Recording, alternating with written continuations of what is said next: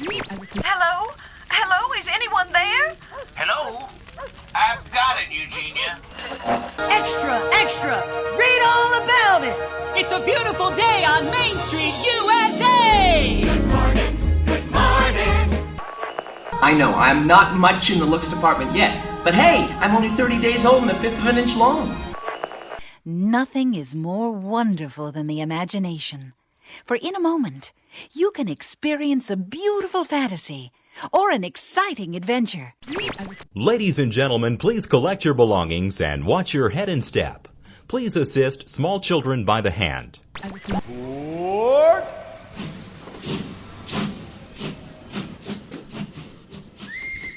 WDW Radio, your information station.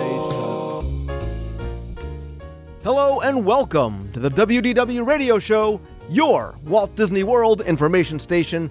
This is show number 106 for the week of February 15th, 2009, and I, as always, am your host, Lou Mongello. We're going to start off this week's show by looking at another of Walt Disney World's best of the bests. And this time, it's all about one of the best ways to enjoy and relive your vacation even after you've returned home. Chuck Lionberger joins me to talk about Disney's Photo Pass and one of the very best ways to get the most out of it. I'll answer more of your emails this week from the WDW Radio inbox with the help of Becky Mankin. In addition to vacation planning advice and tips, we're going to answer some questions about Disney's Magical Express, military discounts, vegetarian options, strollers, and of course, questions about dining. Stay tuned to the end of the show for a couple of announcements before I play back some of your voicemails. So sit back, relax, and enjoy this week's episode of the WDW Radio Show.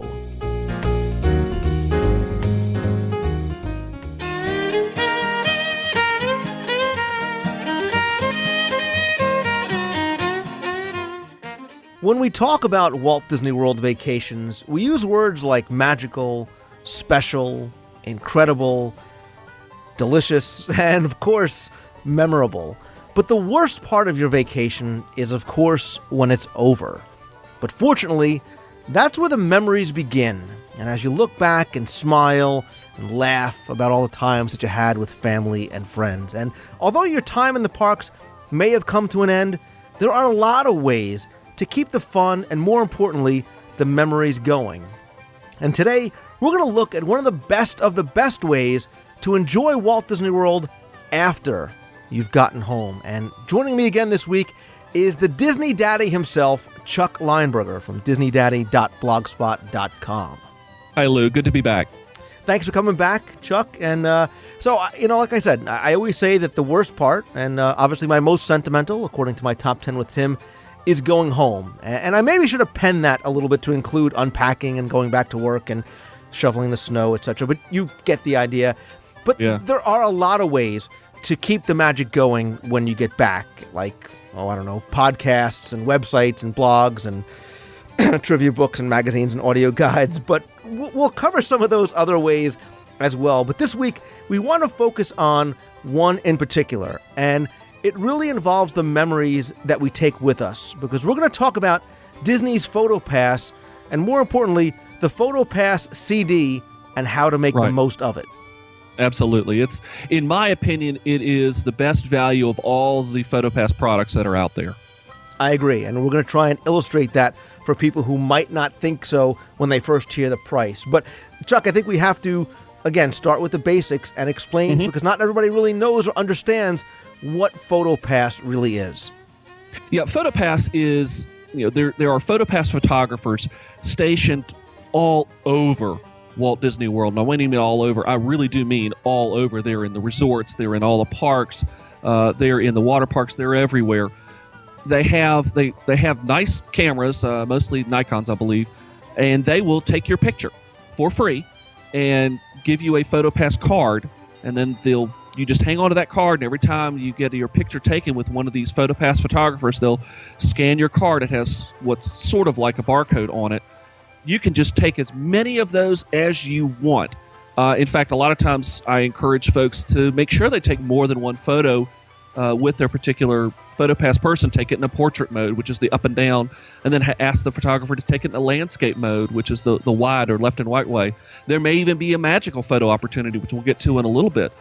Go ahead and take all those photos that you want. They'll all just go right onto your PhotoPass card. And then after you get home, you can go online to the PhotoPass website, which is DisneyPhotoPass.com, and you can go and look at all these photos, and that's when you really have the opportunity to work with the magic after you get home. Absolutely. And there are a couple of really important points that I want to stress about the Disney PhotoPass photographers in the parks. First and foremost, there is no charge at all to have 1, 100, or 1,000 pictures taken of you and your family in the parks. And oftentimes, you'll find them wandering. You'll also find them stationed, obviously, in front of the castle, down Main Street, in front of the Sorcerer Mickey hat, all throughout the parks and the resorts. The first time you get that card, try and, number one, keep that card with you at all times. And if you can, either take a picture of or write down the number in the back. Because even if you lose your card, that number, they'll be able to identify your photos with. And yes, that number is what's most important. Absolutely. And once you go to other photographers, if you go from the Magic Kingdom to Epcot, you don't need a new card. You can use that card for not only the duration of the trip, but you can use it next time you go back as well. So if you're going to go back maybe in a few weeks or a few months, you can even bring that same PhotoPass. And if you lose it, and if you have that number, they'll often be able to retrieve your pictures for you. Something else, too, is that if you're with a group, if you're traveling with friends, if you're traveling with an extended family, you can all get the same photo onto more than one card. So you don't have to have just the one card for the family, and now you've got to be responsible for getting the pictures and sending them to your aunt. Everybody in the group, try not to give them 100 cards, but you can give the PhotoPass photographer all of your cards. This way, when you go home, you can order the CD, the mugs, the books, whatever it is that you want, without having to, worry about contacting somebody else in your group. Here's one even better. If you do happen to, say, split up, and this is something that I encourage families to do, especially bigger groups, obviously you're not all going to want to go and do the same thing together every single moment of every single day that you're there. You want to break it up every once in a while. It's okay if you see a PhotoPass photographer there and you want to get a photo, get it and get another card. When you come back and after your trip you go online to your website, you can register more than one card. In fact, in my last PhotoPass trip, because we went to certain things like Mickey's Very Merry, well, they will give you a special PhotoPass card for Mickey's Very Merry, and I imagine the same thing is true for, Not So Scary Halloween Party. I ended up registering 4 different PhotoPass cards by the time I was done. Doesn't matter.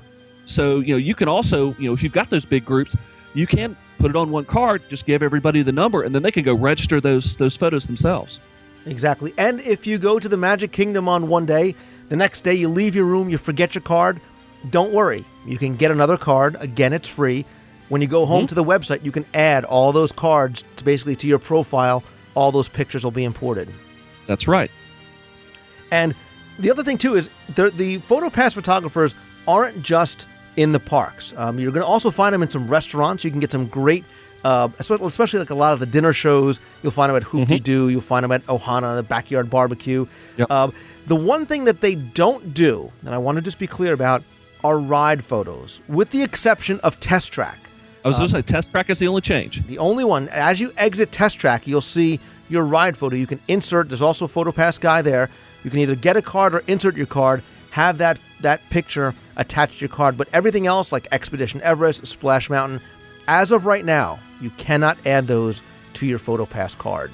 Yeah, actually, I was talking to a cast member the last time I was down there and asking him about that, and Test Track apparently is just that, the test for this. So with any luck, Disney may be rolling out the PhotoPass option to other ride photos. We can only hope and see.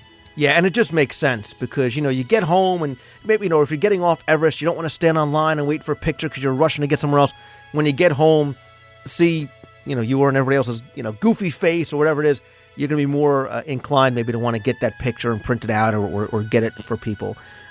Something else they do, Chuck, as long as we're talking about where and when they take the pictures, are some of the unique types of photos that they take. And if you're walking right down the middle of Main Street, USA in the morning, oftentimes you'll see a family clustered around together with their arms outstretched, with their hands cupped, holding nothing. and you're wondering what are these lunatics doing? Has the Florida sun gotten to them? It hasn't. The PhotoPass photographers actually have some sort of pre-staged different things that you can do throughout the parks, not just on Main Street. Yeah, the PhotoPass photographers are very, very good that after they take that photo, they sprinkle a little pixie dust on them and make a little magic appear. So in the case of the photo that you're talking about, you might see people holding what looks like nothing in their hand and have this great look of surprise. In the end, there's Tinkerbell standing in their hands. Over at Animal Kingdom, there's a great one where you might see a child looking like they're cradling an invisible baby. Lo and behold, there goes baby Simba. Over at Hollywood Studios, there's another fun one that we've done before where you'll see people just staring at the pavement in total shock, and you're wondering, what in the devil are they doing? Well, Stitch has just broken out of the pavement. And these are all the various things you can do. Adventureland is another fun one that's fairly new. It's generally near Pirates of the Caribbean, and it's somewhat limited, so you got to ask about it. But you actually could cross swords with none other than Captain Hook.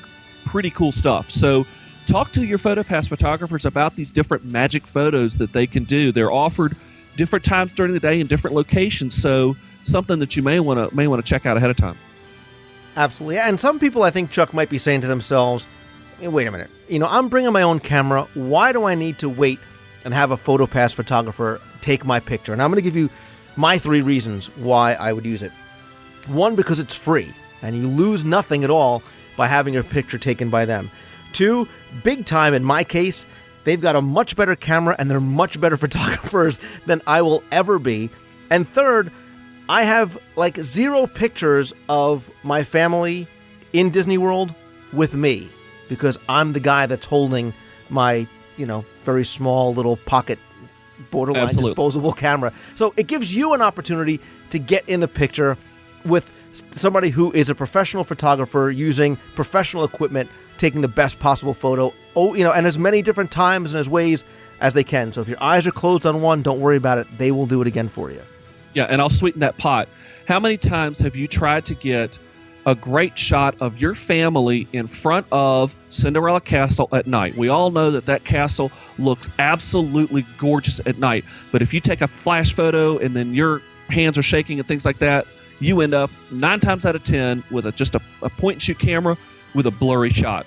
PhotoPass photographers, they've got nice cameras. They're on tripods with light sets and everything like that. So you get what is a professional quality photo in a setting and in a way that really you probably are not even capable of shooting because you just don't have the gear there to be able to do that. So that alone is worth the price of anything that you would be doing down the road with PhotoPass. But remember, to take the shot, absolutely free. Right. So why not? Right, and they know how to frame and they know how to format the shot to get the best possible image. I mean, I go through, shooting around like crazy, and I come back and I find that I have 500 pictures of the hat, and one picture of my family, and it's just not framed right. So there is no downside to doing it at all using the PhotoPass photographer. So, okay, Chuck, your vacation is over or your day is over at the park.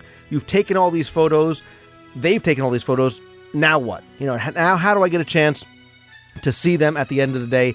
How do I purchase them either, let's just say, at the park? Well, at the park, you can go there to the exposition hall, and they've got a photo kiosk there. It's where Tony's is located and all of that.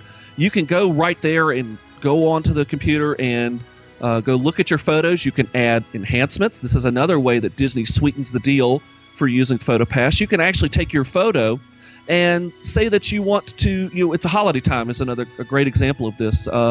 During the time of Mickey's Very Merry, they have a slew of holiday borders and themes and all these other enhancements that you can add to your pictures. By the way, they're also free to put those enhancements on there. And then you can order prints or order, products, mugs, mouse pads, all these other kind of things that Disney offers. The other way, of course, is when you get home. And when you get home, you just go online to the website, DisneyPhotoPass.com. That's where the photo CD really, really comes into play, because you can go home and you can do those same things, add those enhancements. And I'll give you a case in point. Back during the Mouse Fest trip, I had somewhere in the neighborhood of, I want to say, about 150 raw PhotoPass photos. Those also included the magic shots on my account between the different pictures. By the time I was done adding enhancements, I was just a shade under 500 pictures. Yeah, and when we start talking about the photo CD, you're going to see that that's exactly where the value comes into play. And it's great that you can do this at home because oftentimes, especially remember the old days, they used to give you a ticket and you used to have to take your ticket, go wait online at the end of the day when everybody was with their ticket. I would always forget. I'd go back to my room and I'd be like, oh, we had a great shot. I never. Now well, and for me, there are other parks around in Virginia that do that. And, you know, at the end of the day, I'm like, I just don't want to stand in line, you know, because this is my only opportunity to get that photo. It's not worth it. I'm tired. I've had a long day at the parks. It's been a lot of fun, but I'm worn out, and I really don't feel like standing in the end of the line. This, you don't have to worry about it. You can do it at home, pretty much at your leisure. You have 30 days from the moment that you register your photos to complete everything. Right. And again, there's no charge to go online and browse through your photos. None at all. You can't download them, but you can get on there and you can see and then decide at that point what you want to do. Absolutely. Only thing you have to do is just register. No big deal there. It's just like registering for the Disney site or other things like that. So just with a simple free registration, you can go in and look at all the photos. You can add the enhancements. You can do all that stuff totally free. There is no commitment until it comes time to either purchase a product or purchase a CD or something like that. All the enhancements, you can play with it all you want, totally free. And there's two things about doing this at home that I love. One, when you get there, unlike on my hard drive, all of your photos are organized by category. You know, they're in there by park, so you know what day, by what park. You're not scanning through all of them trying to find that one shot. And the other thing that I love is that you can also upload your own photos to the PhotoPass site. That is correct, and that really helps if you're going to do some of the other options that are available on PhotoPass. Something that we've done in past trips is the photo book. For those people who, like, frankly, myself, who are scrapbookingly challenged. Is that a word, scrapbookingly? Who are challenged by scrap. I look at a scrapbook and I just go, wow, I don't even want to get near the thing. Well, I can do this online. It's a lot like a number of different other type of online ways to build books, you know, Shutterfly and those kind of things like that. The benefit here is you have that actual Disney touch that goes with it. You have Disney backgrounds and borders. You can have a nice bound book, hardbound style book.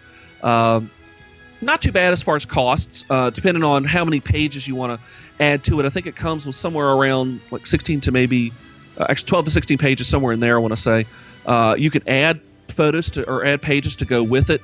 And you can do a mix of your photos plus PhotoPass photos, and you can even use Disney stock photos. They will give you access to their own stock photography. So if you wanted that awesome shot of Fantasmic with Mickey Mouse and the fireworks shooting out of his fingers that you just didn't quite get because, well, you're in the audience and can't zoom that far, don't worry, they got it for you, and you can use that picture in your photo book.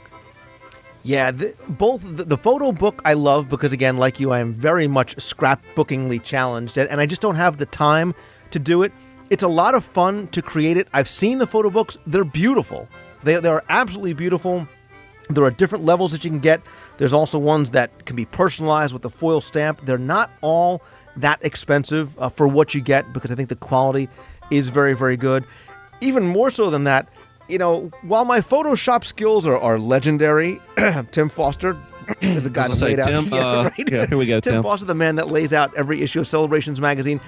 I would never be able to do some of the enhancements that they do, and obviously I don't have access to the photos. So the photo books and the cards and the mugs and the shirts are great. But I think really, like you said, the value and the best way to get the most out of this for your dollar is with the photo CD.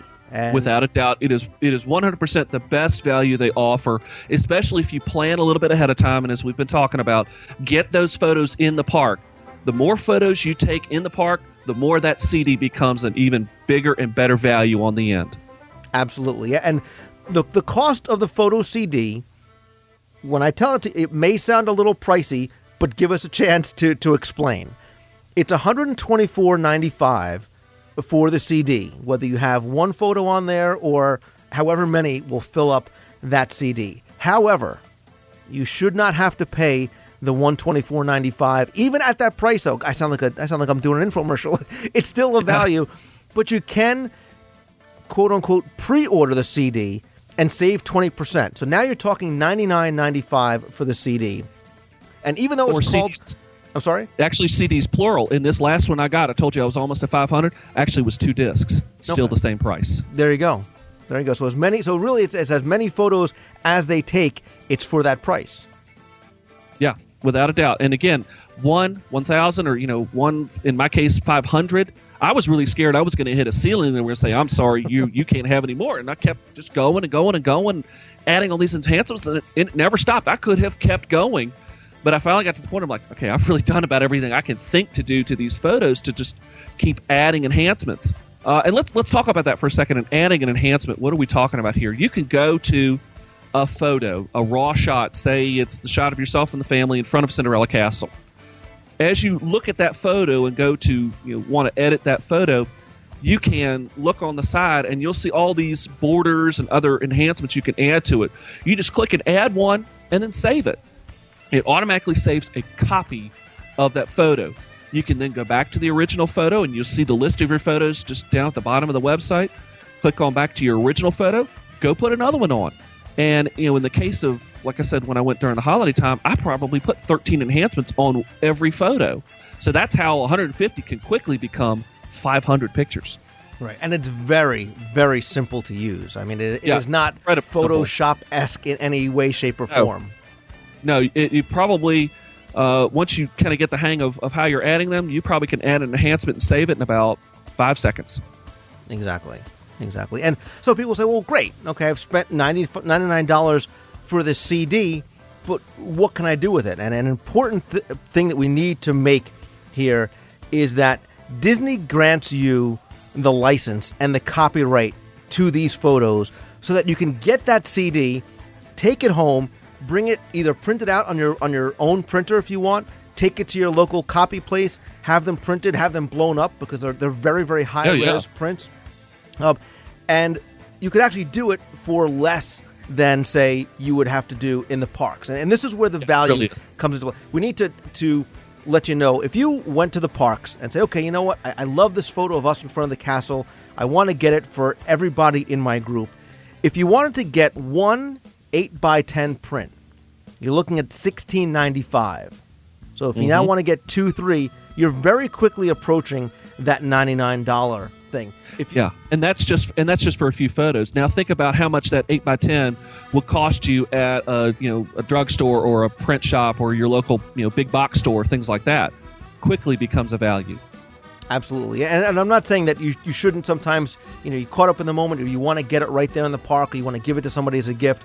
But if you have a lot of photos and you want to take your time, go through them, do a lot of different creative things with them, either on your own, you can upload them to other websites. If there's certain websites you use that they print certain products that you want to have made up, whether it's a calendar or whatever, you can do that as well with any of these pictures. Oh, absolutely. And in fact, I have used these pictures in other ways totally unassociated with printing. As part of what I do for the family, I'll create a DVD through whatever computer I've got that's you can make DVDs with photos, and at least half of them are PhotoPass photos because, again, I'm the guy always taking the pictures, so I'm not usually in my own photos. So these are the ones that I use where I'm in it, and so I can actually be in the DVD, actually proving the fact that I went to Disney World. Right. So yet another reason why those PhotoPass photos come in so handy.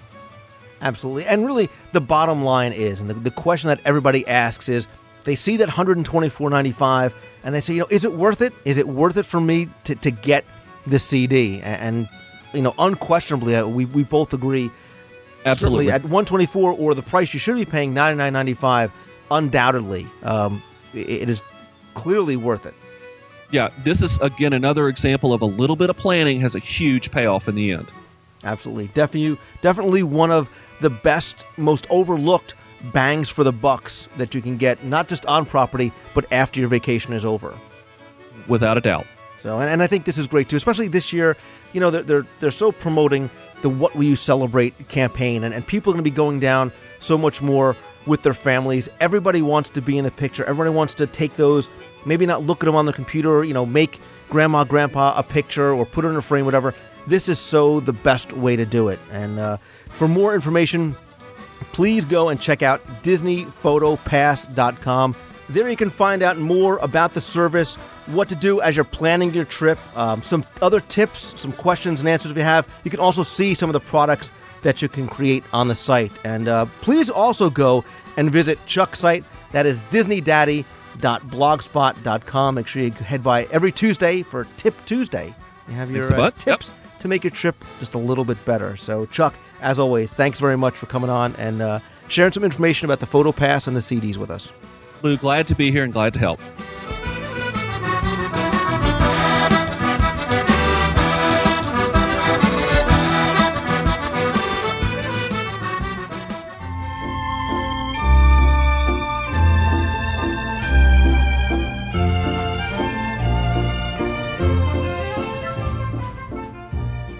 I promised to get to more of your emails as quickly as I could, and far be it for me to break a promise to you, the listener.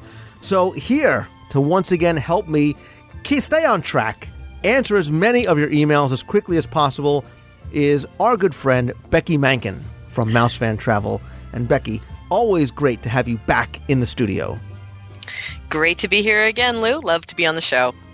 Even though we know you're not in the studio, so I am in a studio, just not your studio. Thousands of miles away. You're at, you know what it is? You are at our West Coast affiliate station. There we go. I am in the West Coast office. All right, listen. I always think that we're going to get to more than we actually do, so we got to, skip the pleasantries and get right into the emails. First one is short, it's sweet, like you, and it's from Ed. And he says, "Hello again, Lou. Are there nightly closing ceremonies at Hollywood studios, like illuminations at Epcot and wishes at the Magic Kingdom? Thanks." That's it, quick and dirty. So, just like the Magic Kingdom, for example, I think he means like after wishes, they had sort of the kiss goodnight at the Magic Kingdom, and they have the burn off, which is sort of like the unofficial, good night, please start making your way out of the parks. Ways to say goodnight at some of the other theme parks. Do they have anything like that at Disney's Hollywood Studios that you know of? The only thing that I know of is that later on, after they're trying to kind of push you towards the exit, over the loudspeaker, they have like a director coming on that says something like, "That's a wrap," and you hear the clapper, the movie clapper. That's the only like kiss goodnight type thing that I know of happening over there. And Ed, I can tell you that based on what Becky just said, I am on a mission for you to get audio of the clapper guy. The clap on, clap off guy at the end of Disney's Hollywood. Or if anybody has it, please email it, and I'll include it in the radio tune at the beginning of the show. Yeah, as long as you can run fast from the security people, you should be able to get it. They're not really pushing you out. They're, make your way through Keystone Clothiers towards the exit, please. So they'll actually let you linger pretty long in the parks. Not that I'm saying I've done it, but I do. I like to linger very, very late at night in the parks, and they'll let you stay, for a little while. So, not recommending it. I'm just saying you can. So, they're not going to taser you like Becky says. Hey, come on. All right. Next email comes from Alan in Orlando. He says, "Hey, Lou, I'm listening to some old podcasts, May or April 2007. We walked on Humphrey the Bear." I walked on Humphrey? I think you meant I talked about Humphrey the Bear. In the podcast, you mentioned something about Humphrey making an appearance at Animal Kingdom. Can you elaborate? Thanks. And by the way, make the shows as long as you want. I drive for a living. It fills my time most enjoyably. What do you think of that? Shows as long as you want. Well, you know what, Alan, you've come to the right show then. We did talk about Humphrey the Bear, who was a character, sort of a secondary character that appeared with Donald Duck and Ranger Audubon Woodlore in a number of shorts back in the 50s. One was called Barely Asleep. There was another one called Hold That Pose. You can actually see Humphrey, not as a walk-around character, to my knowledge, but you can see him inside Wilderness Lodge in the lobby. He is on the totem pole that's right there by the entrance to the mercantile shop. Although I don't really know. I don't think I've ever seen a Humphrey walk-around character in any of the parks as yet. Yeah, I haven't either. The only place I've ever seen him, besides what you mentioned at Wilderness, was over at, believe it or not, in the Animal Kingdom, there's a park poster that features him, but that's the only one that I know of. Yeah, it's cool. I love sort of seeing some of the secondary characters, like that in the parks. Actually, and there's some cool merchandise coming out where you're going to start to see a bunch of those secondary characters. So stay tuned. Anyway, moving on. I like these. Quick, getting through these quick. On 3. I'm a huge fan of the WDW radio show and have been listening for about a year. The podcast helps me escape my normal workday, so keep up the great job. My question today is about the beast that lurks deep inside the snow-capped mountain of Expedition. That was a well-written sentence. I like that. The beast that lurks deep inside the snow-capped mountain of Expedition Everest. I have now the opportunity to ride this attraction many times on several trips. I have never, ever had a chance to see the Yeti the way it's presented on many of the travel shows and vacation videos that highlight Disney's Animal Kingdom. It's my understanding that this animatronic character is one of the finest and largest at any Disney park on the globe. If that's the case, then why have I only been able to see the Yeti for a split second with a blink of a strobe light? The character does not appear to move, or at least what I can see, and without my viewing of the creature on the net and TV, I wouldn't really have known what it looks like. Why would Disney spend so much money and draw so much marketing attention to this and then leave guests saying, where's the Yeti? From what I hear, the intended version has nice lighting and shows the Yeti moving and attacking the train as you go by. What's the story behind this? Thanks for all your help, Lou. That's from Josh in Chattanooga, Tennessee. Josh, you are right on many, many fronts. The Yeti does lurk deep inside the snow-capped mountain of Expedition Everest. And you're right. Right now and for some time, he's been in something called B mode, which is sort of a secondary mode if the animatronic is not functioning properly. And that's the problem right now, is he is not functioning the way he is intended. He is sort of standing still, and they do have a strobe light effect. Most guests, I think, for the most part, don't realize it. Don't realize that he's supposed to be acting differently if they haven't seen it before, unless they've seen some of those other specials. I think it's still effective. But yes, when he's moving and that arm sweeps across the train, especially in the back seat at night, is awesome. It is awesome. It is one of the best effects anywhere on property. From what I understand, and this is just my second, third-hand hearsay, is that, yes, there is an issue with the Yeti not functioning properly. The company that built him either no longer in business or is no longer able to repair him, and Disney is trying to figure out how to best be able to fix the Yeti, who's lurking deep inside the mountain of Expedition Everest, without having to take down the attraction for an extended period of time. I think we'd all hate to see Everest be closed for 4 months while they get inside. Because remember, think about how that mountain was built. If you've seen those specials or any of the History Channel things, how that mountain was sort of built layer on top of layer, and with that Yeti inside, it would be a huge undertaking. So now, Becky, we know from past shows that you're not a spinner. You're not really a fast mover. You're more of a dropper and a carousel. Are you an Everest fan? I do like roller coasters. I do have to admit that. First of all, it's not a roller coaster. It's not a zoo, and it's not a roller coaster. Yeah, okay. I do like careening wildly on a cart that's going to take me towards a Yeti. However, I have to say that it's been a while since I actually opened my eyes to look at him. That one does kind of scare me a little bit. It's kind of like the whole dinosaur that's going to eat my head type thing. So the Yeti does have a little bit of a spine-chilling effect. So eyes are closed. Wouldn't know if his arm is swinging at me or not. I'm just hoping to live. All right. I need to make something abundantly clear. And I'm not spoiling the magic here. But the dinosaurs and the Yetis, you know they're not real, right? You know they're like rubber and latex and plastic and... Yeah, see, this is the part, though, that takes me into how great Disney is at creating magic, because at some level, when I'm getting on the ride vehicle to be hurtled towards the Yeti or towards the jaws of destruction, oh, God. there is some level of terror that hits my the 6-year-old in me that thinks that thing is gonna just take me right out of that car. Again, Tower of Terror, any day. I'm shaking my head and just, I don't know if it's disbelief or disgust. Whatever. Let's move on. Anyway, Josh, you're right. Yeti, full A mode. one of the best effects, despite what Becky's 6-year-old girl-like fears are. So.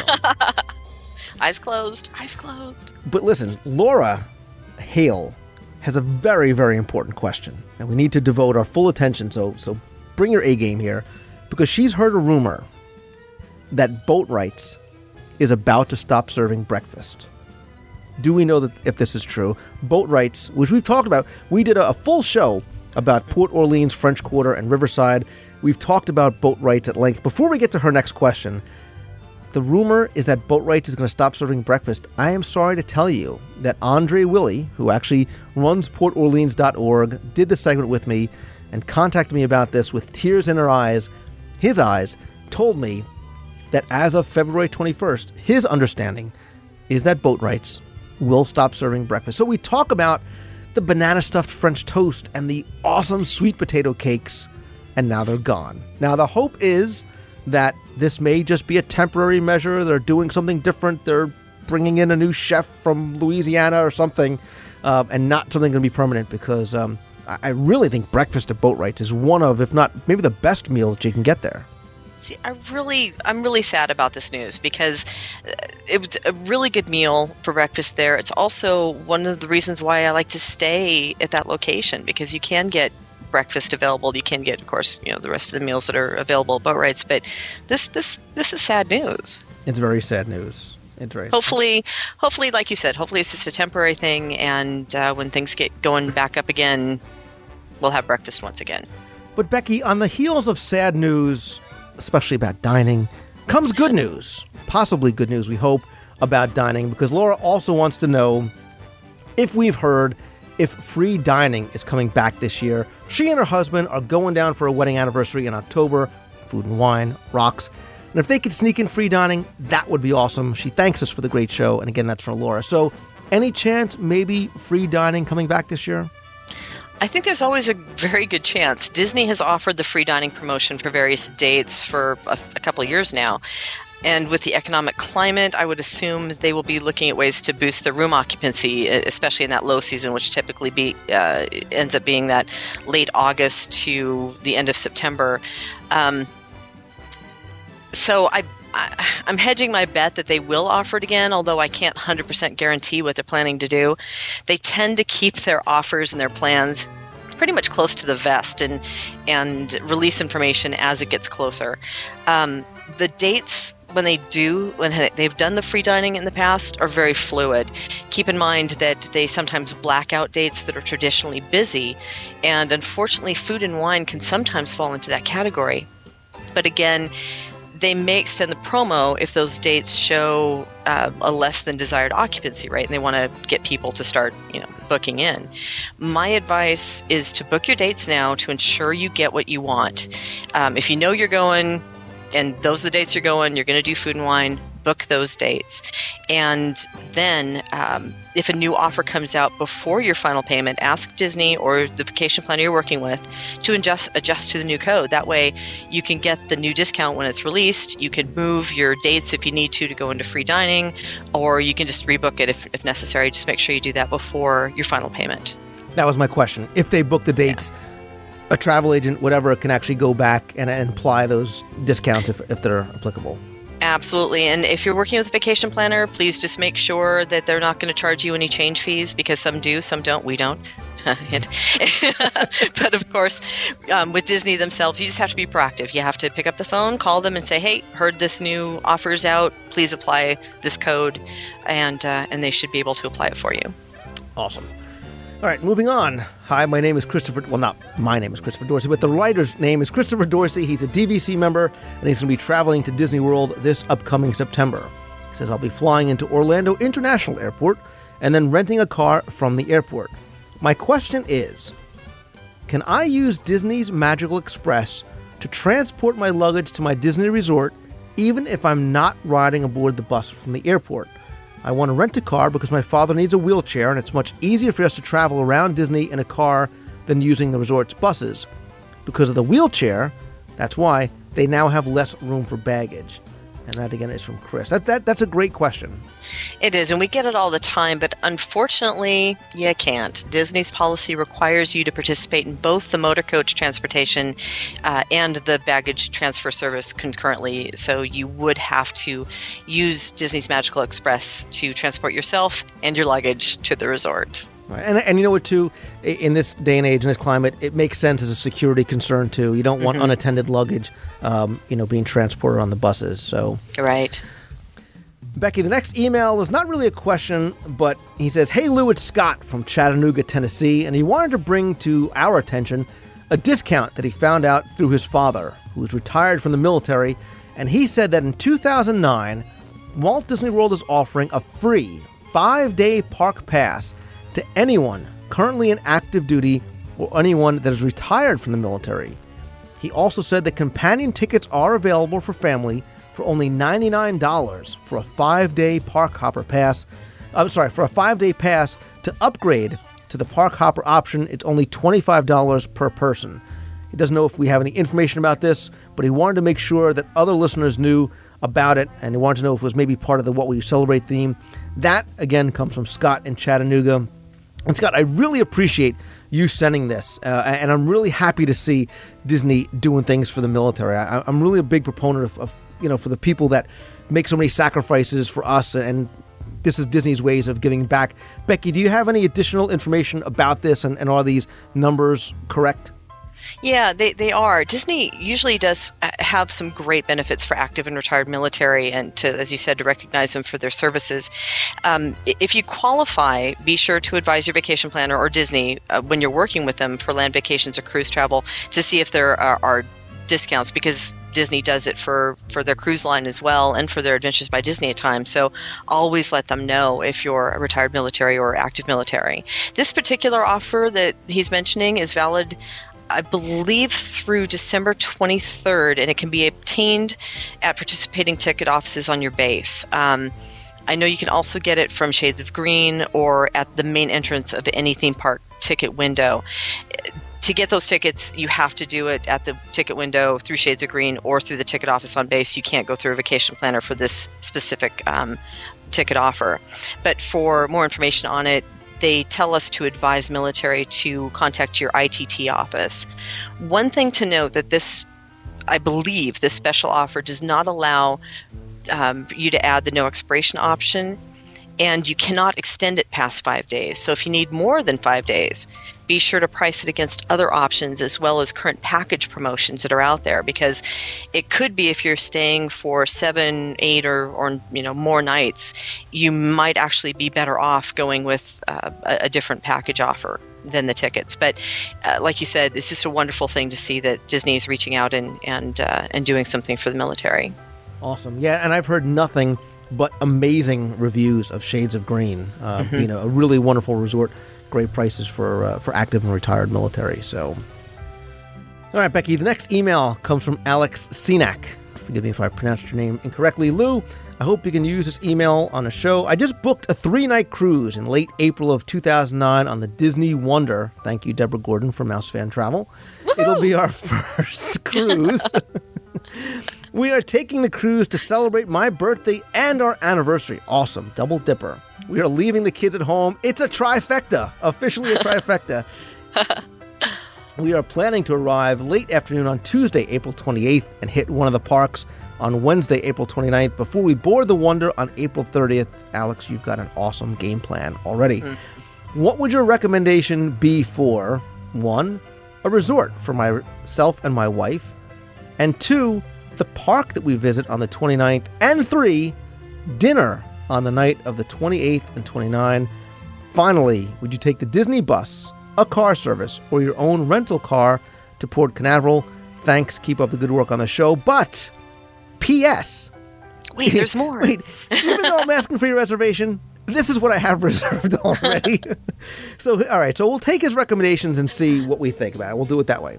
Okay. His resort is Pop Century. However, he's waiting to see if he can get an AP discount rate at the Yacht or Beach Club or Boardwalk. Kind of different ends of the spectrum. You know me, huge fan of the Boardwalk area resorts, although I do love Pop Century. And, for me, if you're not going to be spending a lot of time in the room, and just going to get to the parks and get out and then get on the Wonder, I think Pop Century is a great value. But again, if you can get a great AP rate, that might be the way to go as well. Exactly. First, I have to interject. Thanks for booking with us. I know Debbie's going to take great care of you. She always does. And what a great way to celebrate. You've got a nice itinerary laid out here. I totally agree. If you can get a great AP rate for one of the deluxe resorts, Yacht and Beach or Boardwalk area, it's a fantastic choice. You can't go wrong in the location. But if not, it's a relatively short stay, and there's so much to see and do.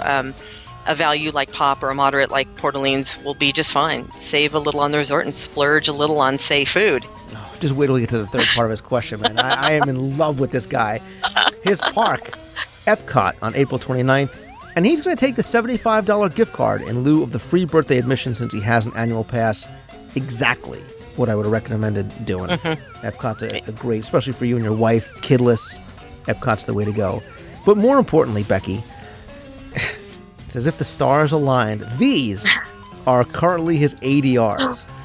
April 28th, Yachtsman Steakhouse at 9 p.m. You'll be there till midnight. April 29th, Teppan Edo at 12 p.m. and Flying Fish at 9:30. They've never... Alex, that is like the perfect... you've got... That's the trifecta. It is. You've got the perfect steak. You've got the wonderful Japanese meal, and then you've got awesome seafood and ambiance at Flying Fish. You're good. You don't even need to go on the Wonder at that point. You're done. You're done. But there's Alex, still chocolate soufflés. Sorry, there's waiting for him in the wings. But this is where, and I'm curious to see what your take is. This, in the last part, is where Alex and I part ways, because he plans on renting a car since he got a good rate and he likes the ease of use. But he's only really concerned with the actual effort it's going to take to drive from Walt Disney World to the port. And this is where I'm not really the bus guy. I love renting a car when I get down there. But the ease of taking the Walt Disney World transportation to and from the port is awesome. I agree. I do different things with my own trips, and of course, I spend a lot of time talking to clients about this very issue, because for some people, renting a car and driving it there, and for some of us, even parking it there, so when you get off the ship, you just walk right off the ship and right to your car and off. You're on your way. Works best for them. Others, like you said, the DCL transportation, getting you from the resort or from the airport to the port and back again to the airport is wonderful. It's ease of use. You don't have to worry about your luggage. It's all taken care of for you.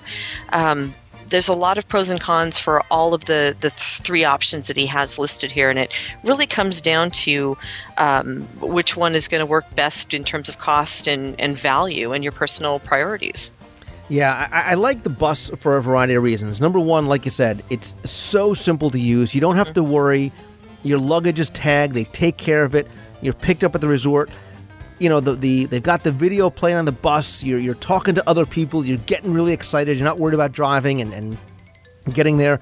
More importantly, you don't have to worry about getting to the port, finding a place to park, getting your luggage, getting it over there, meeting up with your wife. The bus drops you off right there. You go right in through customs. You don't have to touch your luggage.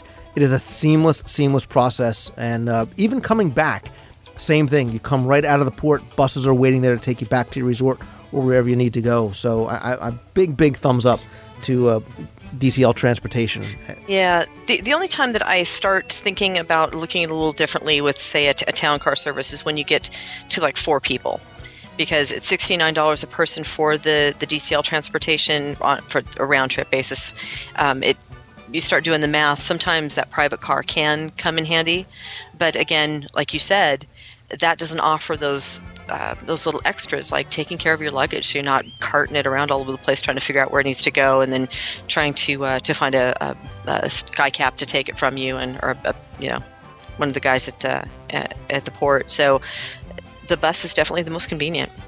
Yeah, big, really a big fan of the bus. The whole experience, I think it just adds to the experience too. But Becky, I know that's how you roll. You like your limos and your champagne and Cristal and all that kind of stuff. So. Hey now. I really wish I could partake in that much more often. However, I do have to say I'm one of those. Okay, you already know that I have problems spinning. I have problems with lines. Lines are one of my things. So sometimes, like I said, that car rental thing looks good for me if I'm in a hurry. If I know. I think that the best times that I advise for cars, like I said, when people are in a hurry to get back to the parks, so that you can put your luggage in the back of your car right after you get off the ship and head to the resorts, which of course you're getting off the ship around 9 or 10 o'clock in the morning. Your room may not be ready. You can take advantage of running around in the parks. So if you're in a hurry to get back and play in the parks, sometimes that works best. Right. I was actually going to say, if you need to get off the ship and you have to catch a plane at a certain time, that may be the other instance where I would rent a car, where you don't have to worry about waiting for a bus and making stops or whatever. Just get your car, get right to the airport, drop off your rent-a-car, and right. Make that sad trip home. So, and I do have to say, this is one of the most common areas where we spend a lot of time working with clients. So there really isn't an easy answer. There, as you can tell, getting there, coming back, it depends on where you're going, how much you're spending. There's a lot of factors involved in making the decision. And getting there is half the fun. So. It is. All right, moving on, because we haven't talked about food in like a minute. Hey Lou, listening to the show this week, I heard you refer to Pecos Bill's Tasty Burgers. This reminded me of a question I've been wondering for some time. When we were down last year, spring 2008, we stopped in at Cosmic Ray's, which I always found had similarly delicious burgers. But this past trip was after Disney's Healthy Eating Initiative, and we found that the Cosmic burgers to be just horrible. Oh my Lord, no such a thing. Anyway, can you tell me if A, they still have these quote-unquote healthy burgers, and B, are they the same as Pecos Bill's? And that comes from Stephen Morell. Now, we talked about this on the show, or I think maybe when I was doing email a couple weeks ago, and I was saying how certain foods, it was a top 10. I said I think certain foods taste better in certain areas. I think the turkey legs taste better in Frontierland. I think the funnel cake is best in Liberty Square. But the bottom line is, it's all the same. I believe they all come from the same burger cow. So the burgers you're going to get at Pecos Bill's are going to be the same burgers. The chicken nuggets you get at Columbia Harbor House are the same ones you're going to get over at Cosmic Ray's. I don't know that they changed the burger recipe. I haven't actually, tasted the difference. Again, for you, Stephen, I will do research and I will make sure I dine at both Cosmic Ray's and Pecos Bill's on my next trip. But I do believe that they are actually completely the same. Yeah, I think you're right. And I ate at Cosmic Ray's in December and found the burgers to be pretty good, considering it's, the fast food walk-up. So I'd be interested in hearing what you come up with on your research trip. Plus you get the entertainment. You get Sunny Eclipse, so free entertainment as well. There you go. All right, moving on. Next question says, Hi Lou, I hope you enjoyed the Walt Disney World Marathon weekend. I did. I had a blast at Marathon weekend, in case you couldn't tell. I had a question for next time you have on Becky from Mouse Fan Travel. Is this like from your... Excellent. Yeah. The last couple of years, I've been on vacation with my boyfriend's family to the Caribbean. There's no Disney in the Caribbean, and we've had some lovely vacations there. This year, however, they've decided, much to my excitement, to go to Walt Disney World. Nice. Lou, there's a ship in the Caribbean. Move on. I'm lucky to have been to Walt Disney World many times, twice with my boyfriend, but as a family, they've only been twice and haven't stayed on property before. In our party, we'll also be taking a 4-year-old, and it will be her first trip to Walt Disney World, which will add an extra touch of magic to the vacation as we see her reactions to everything. Exactly. That's why taking kids young is so great. Mm-hmm. So now, it's booked. We're staying at the Yacht Club, awesome, in 2 weeks in July, and the most exciting part is that I have been made responsible to plan the itinerary and, most importantly, choose all of our ADRs. So get this, Becky. She says, I need to pick around 14 table service restaurants and wants to hear your suggestions. There isn't really a budget, but as there will be 8 of us, including a 4-year-old, I wasn't thinking of Victoria Albert's Good Enough Your Family Would Kill You. I can phone Disney to book early April, so I'd really appreciate your views if possible. Love, magic, and pixie dust. It's my friend Emma Surrey from England, and she is Disney Barbie on the forums. Now, before you say anything, We're not going to list 14 table service restaurants because that list it'll turn into 28 very, very quickly. Okay. Maybe we can pick. I mean, because look, Emma, you listen to the show. By now, you know some of my favorites, some of the places I recommend. Even in this email section, we knocked off 3 of them. Becky, maybe we'll each mention 2 or 3 of our favorites. I have to stick with only 2 or 3? All right, sorry. Picking a favorite child, I know. Well, with a 4-year-old, I have to go back to that. You've got to include a character meal. Because if part of it is going to be watching the wonder and excitement in a child's eyes, there's nothing like watching a character meal. And I keep spinning because one of my favorites is, of course, Chef Mickey's over at the Contemporary, which has all the classic characters for breakfast or dinner. But I also like Crystal Palace over at the Magic Kingdom as well. Both are buffets and offer a wide variety of choices. So different people in the family group, there'll be something there for everybody. If you're looking for the experiences that offer the Disney magic, I would also suggest one of the dinner shows, maybe, like the Hoop-Dee-Doo or even Spirit of Aloha. I tend to move more towards Hoop-Dee-Doo. I think that's a pretty good show. Okay, sorry. I got more than just 2 or 3, all right? All right. Well, all right, for family gathering, sorry, this is just tough. These are the things that I just really enjoy this part. The family gatherings, Ohana and the teppanyaki place over in Japan are both really good for family gatherings. Let's see. All right, I'm going to throw 2 more out there. Sorry. The 50s Primetime Cafe. Yep. Or even the Sci-Fi Dine-In Theater. See, that was what I was going to pull out and be like, what? See? I'm with you. Because I was thinking, because the other family members may not have been there as often, right. So give them a memory. I tend to lean towards places that offer good entertainment value, that offer memories as well as a meal, and those 2 do it as well as Cinderella's Royal Table. Okay, I'm done now. Go ahead. Nice how you dropped that last one. I was going to say, now, look, you know my feelings about places like Yachtsman and some of the other, and I love Japan. I was going to throw out some ones that you might not consider to be favorites, but for people that are coming from England that haven't been to Disney before and you've got the 4-year-old, I too was thinking about experiences, and I was going to say a place like Sci-Fi Dine-In, and some people are like, well, it's not the best. First of all, I like the food at Sci-Fi, but I think it's a great in-park, sit-down dining experience restaurant. Yeah, it is, and that in the 50s Primetime, because those are the places that you sit down, and while the food may not be 5-star food, when you get home and a year from now, when you're talking about the trip that you were on, you've got a memory about sitting in funny little cars and watching neat movies. So I just think that has such value. And Emma, when you leave Sci-Fi Dine-In, go outside, make a quick right turn, go into the writer stop, go in there and get a carrot cake cookie. All 14 of you or 8 of you can share it because it is decadent and it will keep you on a sugar high for like a month. Okay, 2 other ones I'm going to mention. Coral Reef in Epcot. You've got the aquarium thing. It's a little bit different. You're actually like inside the pavilion, which I think is nice. And the out of left field one is Restaurant Marrakesh in Morocco. You got to go. You got the dinner show thing going with the belly dancer. You've got the music, a very different dining experience. You're such a guy. It's not for the bell. Listen, where else are you going to be able to go and have that kind of experience? Because you're not going to do it at home. You're not going to be like, hey, let's go for Moroccan tonight.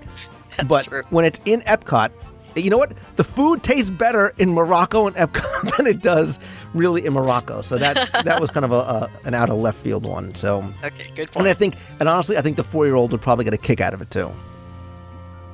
So there you go. You're not with me. You're not with me on Morocco, are you? Oh well, it's one of those personal preference things, I guess. And Morocco, unfortunately, is not one of my favorites. Oh wait, okay, here. Forget about Morocco. Okay. Beer garden in Germany. Family style, music, Oompa Loompa going off in the background.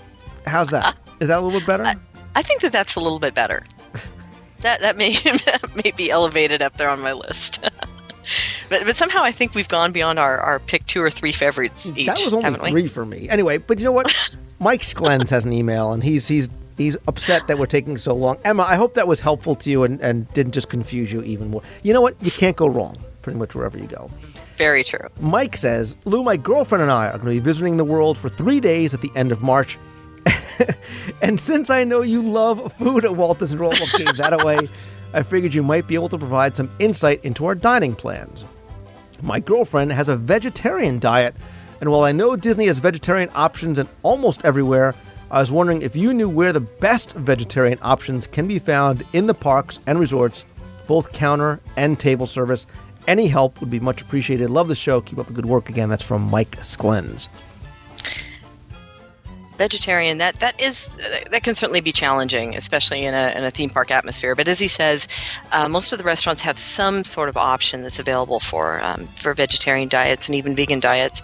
Luckily, I do have a couple of clients and a good friend, Michelle, who is a vegetarian, and she has some really good insight on some of the restaurants that she likes. And a couple of clients also tend to gravitate towards places like, and you'll love this, Tutto Italia, Boma, others that they've requested, Mama Melrose, that whole Italian thing. What else have they done? The Garden Grill actually had some good vegetarian options, as did California Grill. Trying to remember what else that they have made ADRs for. Yak and Yeti. Of course, any of those buffets are good because you have lots of choices. You can steer away from the beef. So if Mike, if you're not a vegetarian, you still have some options while your girlfriend can maintain her vegetarian diet. Counter services can be a little bit more difficult, but there are some spots that offer veggie burgers. I would say also another one I know that they've mentioned is the Backlot Express reportedly has some good vegetarian options as well. So hopefully that helps. Not being a vegetarian, so forgive me if I'm wrong, and check the menus ahead of time. Mm-hmm. I actually had an almost all vegetarian dish a couple of trips ago in Disney World at Spoodles on the boardwalk, because they had appetizers that had sort of like we did like a tapas style thing. They had like the different Mediterranean dips there. They had and they had flatbreads that were none of them had any meat products in it. I understand, again, not being a vegetarian or a vegan, I don't know what the limitations are, but nothing had any meat on it, and we were full after having 2 or 3 appetizers. So that's one place. And again, I think most restaurants will have some sort of a vegetarian option for you, but that was just one that I had, and I thought the food was exceptional at Spoodles. Yeah, I love Spoodles as well. I think one of my tips would be to just plan ahead. Check out the menus. I know that there's some resources like allears.net has a lot of menus that are posted up there. That way you can take a look beforehand, do a little planning, take a look at the menus so you know what's going to fit both of you best. And then, of course, when you arrive, you can also ask about vegetarian options, even if it's not listed on the menu. Some of the chefs also have some things in their back pocket they might be able to help you out with, too, if there's something that doesn't quite meet the need. Exactly. And now I'm thinking about other places that I've eaten. We're back to food. I know. My apologies. All right. Next email says, Lou, I have a 4-year-old daughter that's obsessed with Pete's Dragon. Good for her. Oh. Huge fan of Pete's Dragon. We are headed down to the world in January, and I was wondering if Elliot or any of the other characters from the film have any sort of presence in the parks. Store merchandise, characters in the parades, etc. I vaguely remember an Elliot in the old Electrical Light Parade, exactly, but I don't recall seeing anything related to Pete's Dragon during my last several visits. Any help you could provide would be greatly appreciated. Bad news and somewhat good news. As far as I know, there are no walk-around characters or parade characters with Elliot, which is too bad, because he just celebrated, I think it was his 30th anniversary of the film. Wow. The one thing I do know that they have, and actually a friend of mine who's a Disney artist, he's been on the show before, Jason Zucker, actually designed an awesome Pete's Dragon pin that I believe is still available in the parks.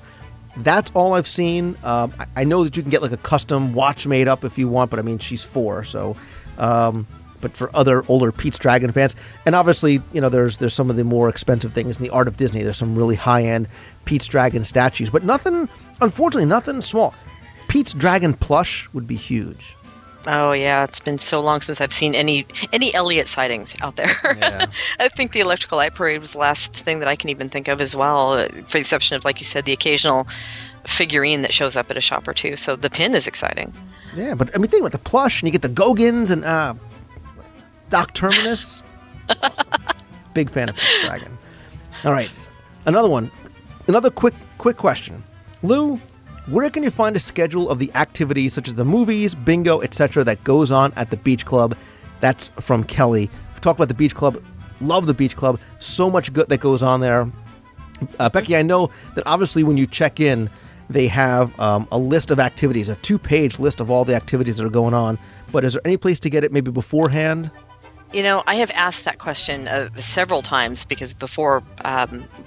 a few weeks ago when I went down and stayed, I couldn't get my hands on anything. So I think that the only place that you can get it is when you check into the resort. If there is an online resource, I'd love to hear about it. Yeah, and I know that there are online resources that have examples of some of the things that go on, but not a sort of week-by-week schedule, if that's what you're looking for. Exactly. So, Becky, here's another question. It says, hello again. I have a question about staying at 2 resorts in one trip. I've been planning a trip for next year and was beginning to research which resorts I wanted to stay at. We usually do a value resort so we can save money, spend more days at the park without breaking the bank. But this time, I really wanted to treat the family and stay at a deluxe resort. But we won't be able to stay as long and still keep a reasonable budget, as we only come down once every 2 years or so from Seattle, mostly due to airfare. They're paying, so the longer is better. So I was wondering, how feasible would it be to get the best of both worlds? I have a Hannah Montana song now stuck in my mind, and split up my trip. For example, could we spend a week at Pop, then end up with 3 nights at the Grand Floridian? How seamless would the transition be? Is it worth the hassle? Thanks for all your work. Please keep the magic coming. And that comes from Joe Richard. Joe is a fellow Seattleite. I do understand that pain. The airfare from here is a little bit over the top, but I think this is a fantastic strategy and offers the best of both worlds. So you can experience different resorts and locations while still maintaining the budget. It's not really a hassle to make the change. The resorts will transfer your luggage for you, and it's actually very seamless. So I may not do it if it was only like a couple of days, if stay one night in one resort and another night in another resort. But for a longer stay like you're talking about, I say go for it. Yeah, absolutely. And I've done it before, and they will take your luggage, like you said, from one resort to another, completely seamless. It got there on time, no problems whatsoever. So I think that's great, and especially if it's a surprise, that would be an awesome treat for your family. So absolutely. All right, we got 2 more to go. We got to knock these out fast because we're running out of time. Lou, first off, love the show. Longtime Disney fan. Make a point of listening to the podcast every week. The information and tips you provide are priceless. Wow. Love my friends in the UK. My family and I are coming to Disney again this year, as I now have 3 children of my own, 2 of which will require a stroller. I have a question about now being able to buy a stroller inside the park, and my question is this. Are the strollers only available in certain shops within the park, or as we're staying at the Wilderness Lodge, can you purchase one from the mercantile shops, for instance? Regards, Barry Jones from North Chailey in the UK. Barry, as the only other person here in the studio with children, I can tell you that the strollers, which I think are just only maybe a year or 2 old, can be purchased both inside the parks and actually also I think you can get them in some of the stores outside the parks, in addition to the shops inside the resorts. I know when I was at Beach Club, they had them there. And although I have not purchased one, I've heard from other people who have that it is the best stroller they ever bought, like dollar for dollar, quality-wise, what they're getting. They love the Disney strollers. So yeah, Barry, these small foldable umbrella strollers are great. Becky, I know you have no kids, you have nothing probably to add, so we're going to move on to the next email, which will be the last. Okay, go. I know what you're going to say. Lou, great tip, didn't know that, thanks very much. Moving on. Exactly. So, Lou, I recently started listening to your podcast. It's become my new favorite thing to listen to on the way to work, and at work, and on his way home. Obviously, giving you an idea of just how long the shows are. It's the only thing so far that keeps me from falling asleep on the drive home. I especially enjoy, I'm never going to hear the end of this, your Top 10 with Tim segments. Those were especially fun. Ooh. And I love Becky, too, but I just threw that part in. My boyfriend and I are taking our next trip to Walt Disney World September 3rd through the 9th. We've purchased the standard dining plan package. I just listened to an older episode last night where you mentioned that the standard package no longer includes an appetizer with table dinners, but that it is included in the deluxe plan along with a refillable mug. I thought it would be a nice little treat for my boyfriend if I could surprise him with the mug plus the included appetizer. So my question is this: can I upgrade our plan from the standard to the deluxe by phone now, or do I need to do this at the resort when we check in, or even more importantly, can I even do this at all? Thanks for any help you can send my way, and that comes from Amanda. Amanda, you can certainly call Disney or your vacation planner, whoever you booked it through, and ask them to upgrade your package to the deluxe dining. But the key is you need to do it before you leave.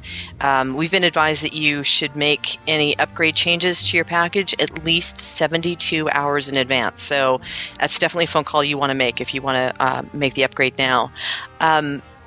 Just as a side note, for those of you who are wondering about downgrading your packages, which I don't recommend, say from the deluxe plan to the standard plan, Disney would charge you a change fee. So make sure that any of those types of changes are made before your final payment to avoid any fees. But for Amanda, give them a call. As long as it's 72 hours in advance, you can make that change. You can't do it once you check in. Awesome. And how appropriate that we end off with a food-related question. Some sort of food in there, absolutely. You never let me down. I am telling you, it is not planned out that way. But Becky, as always, I really appreciate all your help getting through some of these questions. And of course, you guys know that Mouse Fan Travel is my very highly recommended travel provider. Becky is the owner. She and her team of agents will help you out with any of your Walt Disney World, Disneyland, Disney Cruise Line, and Adventures by Disney vacation. And if you have any questions, you can go on their website, check them out, give them a call. It is mousefantravel.com. And Becky Mankin, thank you, as always, for joining me. Thanks, Lou. Thanks for the invite, and looking forward to coming back. And you just never know how to end that, do you? You just don't know. I don't. I wing every single one of those because I'm not thinking about it beforehand. You know what? You got weeks. Think of your sign-off. Think of the Becky Mankin trademark sign-off.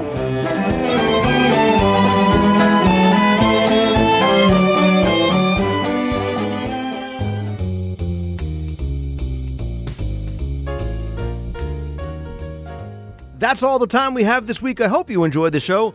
Big thanks go to my guests, Chuck Leinberger from DisneyDaddy.blogspot.com, and from Mousefan Travel, Becky Mankin. You can visit her at mousefantravel.com. Thanks also to everybody who emailed and called into the show this week. Please keep sending your questions to lou@wdwradio.com or call the voicemail. Be on the air at 888-703-2171. I'm actually in Walt Disney World this week, where I'm staying at one of the All-Star Vacation Homes. If you've never tried a vacation home before, definitely check out All-Star Vacation Homes. You can also find a link to All-Star in the show notes, as well as an exclusive discount for listeners where you can get a free rental car and a $50 gas card. I'm going to be coming back with some pretty exciting stuff for the show.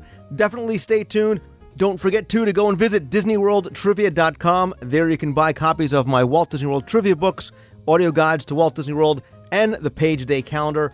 Also, head on over to CelebrationsPress.com. There you can subscribe or purchase individual or back issues to Celebrations magazine, the magazine I've been putting out with Tim Foster. Issue 3 is on its way.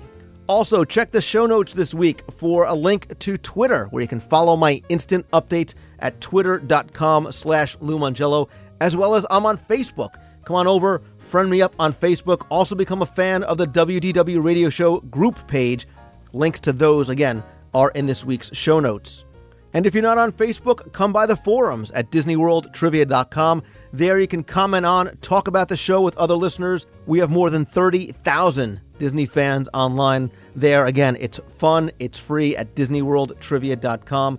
And finally, if you like the show, please review us in iTunes. It's very helpful. And of course, please help spread the word. Let other people know about it. And as always, thank you again for taking the time and tuning in. Remember to always keep moving forward. Have a great week. See ya. Hey Lou, this is Tommy from Sugarland, Texas. I'm in Disney World right now. I'm at Beaches and Cream. I knew you'd want to hear this. Eating a No Way Jose. Actually, eating number 2. I wanted to bring one to you. They said we could not take it, so I had to go ahead and eat that second one that I ordered. Let me just put this out there, a little tip for you and your listeners. 1, No Way Jose is phenomenal.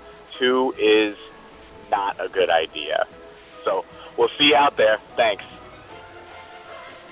Hey Lou, this is Mike from Mount Laurel. Just was letting you know I was thinking about you on Saturday. I took my 4-year-old and 6-year-old to this place called Giggleberry Farm or Giggleberry Fair, and it's like a big ball pit, cargo nets, and they had games where you get tickets and get prizes and stuff. Well, they had this game where you shoot water, like a fire hose type thing, and my 4-year-old said, "Hey Dad, this smells like the water at Pirates of the Caribbean." I'm like, I started laughing and thought of you immediately, so I just thought I'd let you know. Have a good one. Bye. Hello, this is Megan from New Jersey. I was listening to your podcast about things that are better at night in Walt Disney World, and I just had to add Tower of Terror. Walking up to the hotel lobby in the dark is just gives you chills. So I just wanted to add that in. Good luck. I love your podcast, and I look forward to listening to it many times. Bye-bye. Hey, Lou. This is David from Richmond, Virginia, calling you from Walt Disney World. Love the show. Just wanted to bring up for everybody one of the most peaceful places right in the middle of Disney World, and that's where I am right now. It's on the walk back from the Disney Studios to the Epcot Resort area as you walk along the canal headed towards the Swan. So few people use this area, and it's such a nice, calm walk. Even though your legs might be tired after a long day, it's a great place to get away from the crowds, have a little free time by yourself before you go back into the resort. Just thought I'd call and give a shout out. Have a great one. Bye. Hey, Lou. This is Rita from Cleveland, Tennessee, and I recently listened to your podcast about the greatest things at Disney World at night, and you talked a bit about the Wilderness Lodge with Tim.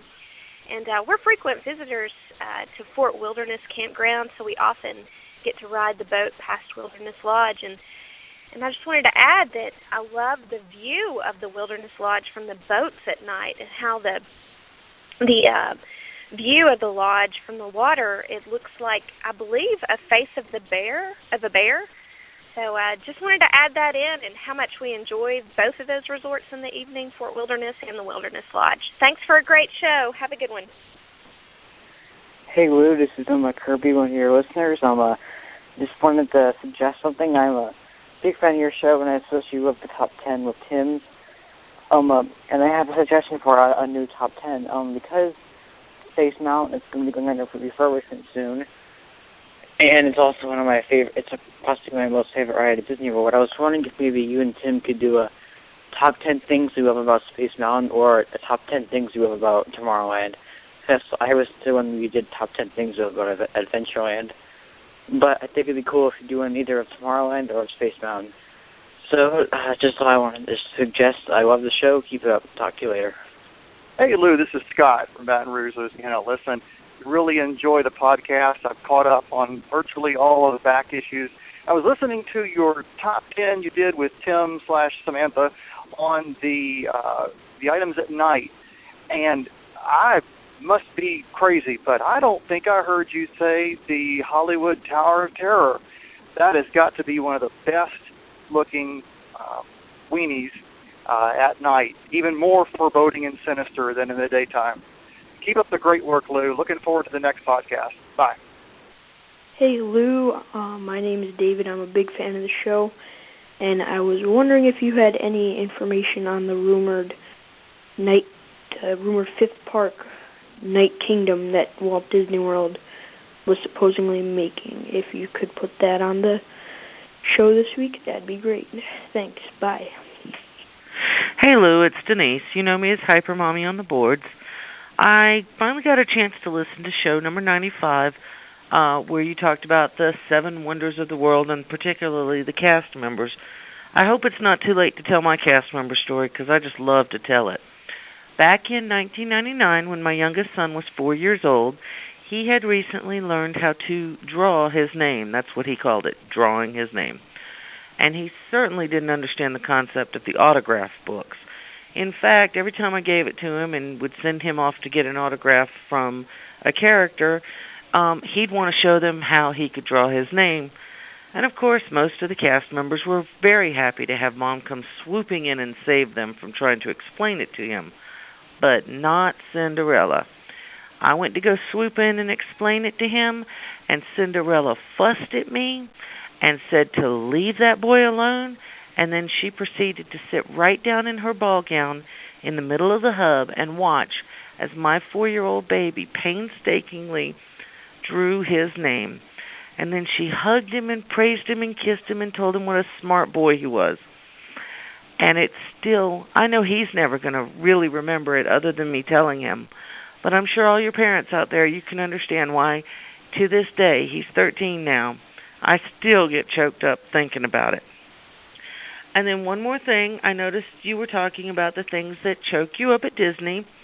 And I'm with you on the Nemo show, because especially with teenagers and me being the hyper mommy that I am, it's very difficult to just go with the flow and let them go. So anytime I feel that I'm perhaps clinging a little much, I turn Crush on and I feel much, much better. Thanks for the show. Thanks for everything you do. We sure do enjoy it. Bye. Thank you for traveling with us.